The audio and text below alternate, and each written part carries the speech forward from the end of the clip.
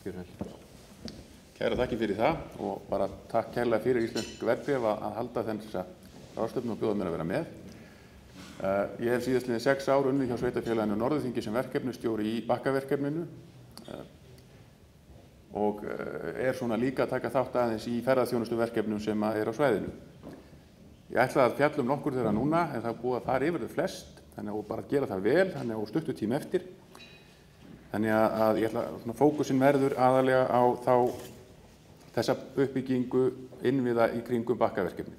Og reyndar kem ég að einu mjög spennandi verkefni sem væri gaman að fjalla aðeins nánar kannski á næsta ári. En ef við tökum aðeins bara stutta forsögu, Húsavík og þetta svæði hefur verið eins og landsbyggðin öll undanfarin 30 ár í ákveðinni vörn, fólki hefur fækkað, fólk hefur verið að eldast, menn hafa verið að missa störf og einmitt það sem hefur vantað þarna mjög líka eins og fyrir austan og á Vestfjörðum líka, það er þessi uppbygging á innviðum.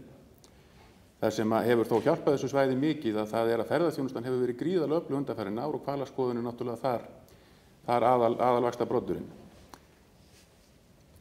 En menn hafa alltaf verið að leita nýjum leiðum til þess að styrkja undirstöðurnar í atvinnulífinu og þetta er alltaf svolítið áhugaverða tölur. Það er með skoða svæðið að þá hefur störfum fækkað þriðjung á 20 árum. Það segir sér sjálft að þetta er hnignandi samfélag og menn þurfa að grípa til aðgerða til þess að laga stöðuna. Og annað sem menn horfa til að það er aldurssamsetningin. Þetta er annars vegar, erum við með skýrari rauða og skýrari bláa, þetta er aldurssamsetningin 2015 og daufari línurnar eru frá 2006. Og 2006 tölurnar, það líti ekkert vel út. 2015 er orðið ennþá verra. Það vantar alveg inn í þessa aldurshópa sem er í rauninni oft drifkrafturinn í þessum samfélögum. Og þetta er aldurspíramídi sem við getum sett nánast hvar sem landið niður. Þannig að menn horfðu til þess að byggja upp á Bakka, hafa farið í mikið samtal, sveitarfélögin á svæðinu, ríkið, hagsmunaaðilar, þeir bara settust niður og ákváðu það í sameiningu. Við ætlum að nýta orkuna til að byggja hér upp atvinnu. Við gerðum viljayfirlýsingu, þessir aðilar, með skýr markmið, menn ætluðu að finna gott fyrirtæki eða góð fyrirtæki til þess að nýta þessu orku, nýta hana skynsamlega og í sátt við umhverfið og að fá með sér aðila sem væri áreiðanlegur, ábyrgur og fjársterkur. Við tókum á móti rúmlega 200 aðilum áður en að tekin ákvörðun að fara á stað með PCC. Flestir voru þeir sammála það, þetta lítur voða vel út, hönnunin á höfnin er flott, hönnunin á veginum á milli hafnar og iðnaðarsvæðis er flott, en við erum ekki að fara að setja hundruðir milljóna bandaríkjadala í eitthvað sem er bara til á blaði. Talið við okkur þegar innviðirnir eru komnir. Þannig að við skildum ná PCC, þessu fyrirtæki, með okkur í þessa vegferð. Það var vissulega áhætta fyrir þá og svona nýjustu kannski fréttir í varðandi línumálin, kannski benda til þess að áhættan hafi kannski verið meira en þið gerðu ráð fyrir, en vonandi verða þau mál leyst núna alveg á næstunni. Eitt af því sem menn gerðu, að því við erum að tala innviðina, að það var bara farið yfir svæðið. Atvinnuþróunarfélagið gerði mjög góða greiningu á svæðinu, bæði þessum efnahagslegu innviðum og þessum samfélagslegu innviðum og setti þá alla saman í eina góða skýrslu og þessi skýrsla er svo með tilvísum hvað hægt er að fá frekar upplýsingar alla þessa lykilþætti. Þetta kom svolítið til að því að þegar áhugasamir aðilar komu inn á svæðið og spurðu alltaf sömu spurningana. Hvernig er vinnumarkaðurinn? Hvernig er lagaumhverfið? Hvernig eru samgöngurnar? Þannig að með því að taka þetta bara saman á einn stað, að þá var bara að afhenda mönnum þetta plagg og það var búið að svara 95% spurningunum bara á einum bretti. Þá gátu menn fara að tala saman svona framtíðina frekar heldur bara hvar eru við í dag. Og þetta plagg var fyrst og fremst hannað í tengslum við orkufrekan iðnað, en nýtist enga síður miklu víðar eins og í uppbyggingu ferðaþjónustu og gæti verið svona ákveðið módel til þess að byggja á frekari svona greiningar. Íbúaþróunin hefur verið þessi, þetta hefur verið að lækka hægt og rólega íbúafjöldin En í júní í fyrra var tekin ákvörðun uppbygging á Bakka og þá sáum menn í fyrsta skipti í langan tíma að íbúum fór að fjölga aftur. Og þessi tala hér 2825 frá því í byrjun árs og við vitum að það hafa bæst við 100 manns í viðbót, að minnsta kosti.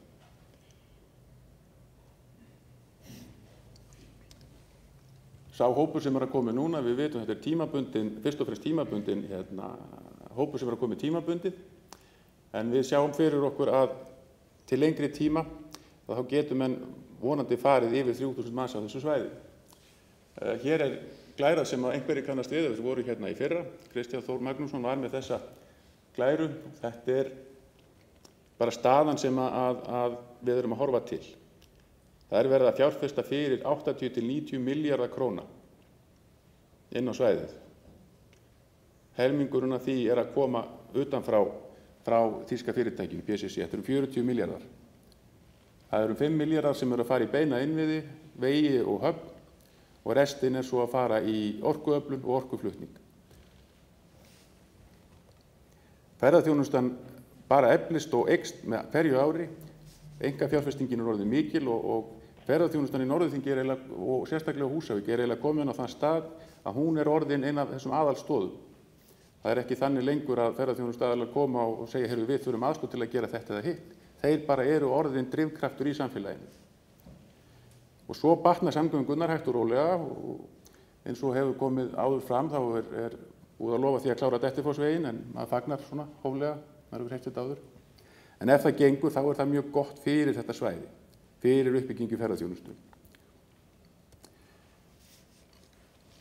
Þetta bara svona það helsta sem við sjáum og við vitum það fullt af tækifærum í Norðurþingi í ferðaþjónustunni sérstaklega.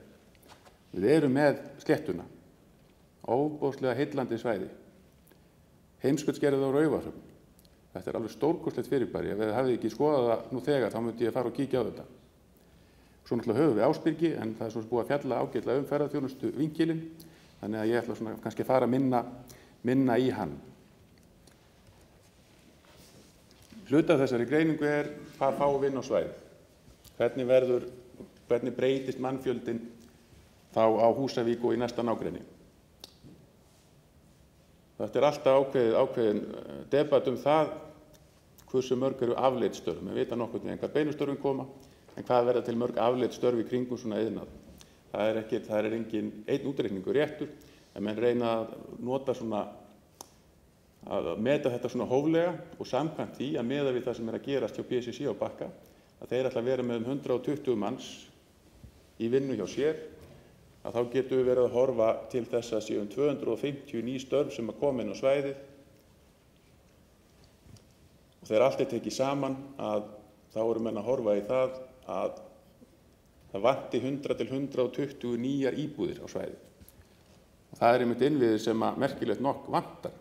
Maður hefði haldið að með þessari fólksfækkun undanfarin ár, það væri nógalausu húsnæði, en ferðaþjónustan hefur verið að taka svolítið til sín af þessu húsnæði, þannig að nú eru menn bara í þessari stöðu að við höfum ekki pláss fyrir allan þennan hóp sem að koma inn. Og við höfum líka svona reynt að horfa í þessi samfélagslegu innviði, hvernig eru þeir staddir og hvað má búast við að gerist þar. Og við vitum það að fyrir grunnskólan og fyrir framhaldsskólan þar eigum við húsakost sem vannýttur og þurfum ekki að fara inn eina fjárfestinga þar, en leikskólinn hjá okkur fullsetinn og ef maður gera ráð fyrir því að það komi 40 ný börn, þá þurfum við að fara í innviðafjárfestingu á þeim stað. Við fórum í töluverða greiningu á húsnæðismarkaðnum og niðurstaðan var svo, það til nóg af einbýlishúsum á Húsavík. Það 250 eignir á Húsavík, þar sem að búa 1 og 2 og meðalaldurinn þeirra 64 ára. Þannig að það vantar ekki 130 fermetra pluss húseignum. Það þarf að þétta byggðina samt þannig að menn missi ekki þessi gæði sem að svæðið hefur upp á að bjóða og að byggja minni íbúðareiningar helst miðsvæðis. Þannig að það svona fókusinn sem að við höfum sett á uppbygginguna, svona eins mikið og menn geta stjórnaðin. Ef einkaaðili kemur og segir ég vil byggja hér eða þar, þá náttúrulega reyna menn bara að bregðast við því. Og kannski gott að taka það fram að við höfum átt mjög gott samtal við Austfirðinga, við Fljótsdalshérað og Fjarðabyggð uppbygginguna á Reyðarfirði. Hvað menn gerðu vel þar, hvað klikkaði og svona, þeir hafa komið með svona helstu atriði sem við ætlum að reyna að passa okkur á. En við búum reyndar að því líka að verkefni hér minna og þéttbýli hér stærra, þannig að hlutföllin eru svolítið öðruvísi hér heldur en voru fyrir austan. En enga síður þetta oft sömu atriðin sem þarf að hafa í huga. Ef við förum bara í þessa beinu innviði, þá höfnin einn af lykilþáttunum í þessu. Við vorum með þokkalega höfn fyrir, en það þurfti að endurbæta hana til þess að hún gæti sinnt þessum iðnaði. Og þetta mynd sem var tekin áður en að uppbyggingin fór á stað. Og nú þegar búið að reka niður stálþýr hér inn á við, lengja þennan kant 90 metra og að fylla þetta svæði hér, komið landfylling hér innan við og landfylling hér líka. En þessar landfyllingar eru fyrst og fremst tilkomnar af því að það var mikið efni sem féll til við gangagerð í gegnum höfðan til að tengja höfnina við iðnaðarsvæðið á Bakka. Og nú þarna horfum við sem sagt austur yfir Húsavíkina og við lítum aðeins norður á bóginn, þetta aðeins nýrri mynd. Og þá erum við komið með veg sem liggur hér frá höfninni, inn í göngin hér, gegnum höfðan og sjáum vitan hérna. Hann kemur aðeins við sögu eftir, þannig að bara svo við vitið af því og ef við höldum áfram aðeins norðar, komin hinum með við göngin, að þá heldur iðnaðarvegurinn áfram hér út á Bakka að lóð PCC og hér erum við með Bakkahöfðan og Lundey og iðnaðarsvæðið 200 hektarar hér norðan við þessa lóð sem að PCC að byggja núna. Og markmiðið að ná inn þarna 4 til 5 aðilum í svona litlum og meðalstórum iðnaði sem að nýtir orku og þar tengingu við höfn. Og ef það væri hægt að áframvinna til dæmis kísilmálminn sem að PCC ætlar að gera á svæðinu, þá væri það mikill kostur að okkar mati. Hér erum við með teikningu sem kom frá PCC fyrir ekkert löngu síðan, áður en framkvæmdirnar hófust. Þetta staðan núna bara fyrir 2 vikum síðan og þið sjáu að þetta að taka á sig mynd. Hér erum við með hráefnisgeymsluna, hér komið grunnurinn að opnhúsinu sjálfu og svo grunnur hér að þessu húsi hér þar sem verður þar sem afurðirnar verður pakkað. Og sumir hafa spurt hvað verið að gera í þessum bransa, bara örstutt, með taka kvarts, blanda því saman við timbur og kol og elda við mikinn hita og tilfærstar rafmagn og þá kemur út þessi kísilmálmur.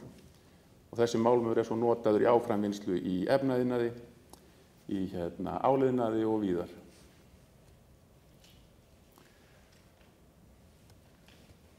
Og talandi innviði, þá þarf að tengja þetta allt saman og hér eru menn með allavega teikningu af línu, rafmagnslínu frá Kröflu gegnum Hólasandinn og Þeistareykji og alveg niður á Bakka. Það sem að kannski málið hefur snúist núna undanförnu og þetta stopp sem var sett í gang, það annars vegar smá kafli hérna í grennd við Kröflu og svo hér í hrauninu næst Þeistareykju.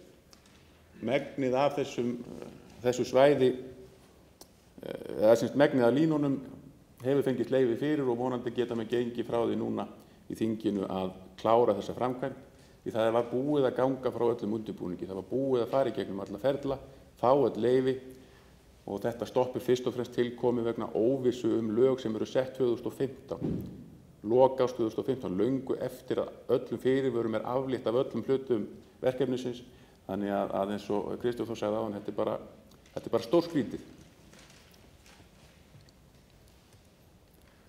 Og hér svona smá yfirlitsmynd af Þeistareykjavirkjun eins og hún mun líta út, en það verður einmitt lagður að þannig hotsteinn núna á morgun. Hvað þetta skrítið? Já. Hlutfallið á myndinu var aðeins öðruvísi þegar ég setti þetta inn, en svona þetta stundum. En spennandi verkefni sem gætu verið á svæðinu tengslu við ferðaþjónustu, að við erum með óbáslega flott skíðasvæði við Reyðarárnung, sem skammt ofan við Húsavík. Svæði sem var illa aðgengilegt þangað til að vegurum var lagður frá Húsavík upp á Þeistareykji. Flottur, vel byggður, hár vegur og nú geta menn komist upp á þetta svæði nánast allt árið og núna í síðustu viku var samþykkt að fara í frekari vegagerð þarna upp frá til þess að tengja þennan veg betur við skíðaskálan Þetta svona kannski ofsögum sagt að þetta sé skáli, þetta eru svona meira skúrar. En þetta svona vísirinn að því að þarna sé hægt að byggja upp mjög flott svæði. Þarna snjór, stóran hlutur ári, liggur á móti suðri, þannig að það mjög margt áhugavert þar. Þannig að ef að Norðurland tilbúið í fjárfestingar sem að Austurland virtist ekki vera, þá þetta verkefni sem ég held að menn ætti að skoða. Það búið að fjalla töluvert flugið, bæði Akureyri og Egilsstaði, og svo Heimskautsgerði náttúrulega á Raufarhöfn, og svo erum við með Sléttuna líka sem ofboðslega spennandi kost til þess að byggja ferðaþjónustu. En þá einmitt spurning hvort menn eigi að horfa meira kannski á gæðin heldur en magnið, bara út af því hvernig það svæðið En ég talaði vitan áðan. Þetta verkefni sem Íslensk verðbréf kannast aðeins við, en hér sem sagt vitin og hér verða byggð upp sjóböð, heilsuböð, sem að byggja á vatni sem kemur úr borhólu þarna á Höfðanum og hefur undanfarna áratugi því hefur verið veitt ofan í gamalt ostakar, bara kallað að fara í ostakarið. Þetta vatn mjög sérstakt, það mjög salt og í því eru ákveðin steinefni sem að þykja mjög góð gegn húðkvillum. Og þeir segja það sem að get ekki farið í sund út af húðkvillum, þeir fara í ostakarið og þeir sem að byggðu einmitt upp þá aðstöðu að þegar var tekin skóflustunga af þessu mannvirki núna fyrir stuttu síðan að þá fengu þeir afhentan lífstíðarpassa. Þannig að þeir geta haldið áfram að fara þarna ofan í þó að sé búið að byggja þarna upp fyrir 500–600 milljónir. Þannig að þetta mjög spennandi verkefni og í rauninni komið á stað. Og ég veit að Jón Steindór fjallaði þetta hér á ráðstefnunni í fyrra. Hvernig erum við á tíma? Erum við allir orðnir svangir? Þannig að bara svona rétt í lokin, þessi innviðauppbygging hefur náttúrulega fyrst og fremst verið í þessum efnahagslegu innviðum, en enga síður höfum við þurft að horfa í þessa samfélagslegu líka. Nú sjá menn fyrir sér að þetta verkefni sé að verða komið á það stað að það þarf ekki jafn mikinn fókus á orkufreka iðnaði. Menn geta farið að setja fókusinn meira þá á aðra þætti eins og ferðaþjónustuna á Austursvæðinu, meiri samvinnu á milli landshluta og þó Austurlandi þar undir líka. Og kannski að taka það fram, ég fæddur á uppalinn vestur á Patreksfirði og allt mitt fólk þar, þannig að ég veit vel hvað samgöngur skipta máli og ekki nóg með það, heldur náði ég mér í konu frá Djúpavogi og bjóð þar í 5 ár. Þess vegna enduðu eiginlega á Húsavík, sko. Þannig að þetta sama sagan á þessum svæðum. Innviðirnir skipta öllu máli. Og ef menn ætla að þróa þetta áfram, þá verða menn að fá skilning bæði hjá hinu opinbera á því að byggja upp þessa innviði og líka hjá fjárfestum að þessi svæði eru alveg tilbúin fyrir þessa fjárfestingu. Þá hef ég ekki meira að segja og þakka bara kærlega fyrir mig.